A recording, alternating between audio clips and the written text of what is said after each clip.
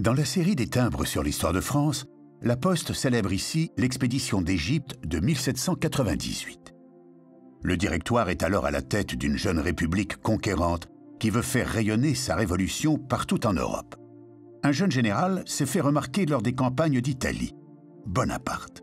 Et c'est pour affaiblir l'Angleterre, l'ennemi de toujours, que le jeune Bonaparte propose cette expédition. Fin stratège, il pense que c'est une occasion unique d'atténuer l'influence anglaise dans cette zone en lui coupant la route des Indes. Avec Bonaparte, embarquent de nombreux savants et artistes, mais surtout 50 000 soldats.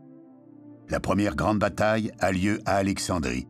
Puis, les troupes traversent le désert pour se rendre au Caire, où se déroulera la célèbre bataille des pyramides. Tandis que les Anglais promettent aux Français de trouver au pied des pyramides leur tombeau, Bonaparte, dont la verve est légendaire, déclame à ses troupes « Soldats, songez que du haut de ces pyramides, 40 siècles d'histoire vous contemplent. » L'expérience et le talent des généraux français offrent à la France une victoire précieuse et symbolique.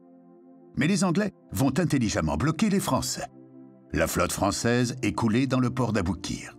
Bonaparte, prisonnier du pays qu'il vient de libérer, ne pourra en repartir qu'1 an plus tard. Cette année passée en Égypte rapproche la France du Moyen-Orient.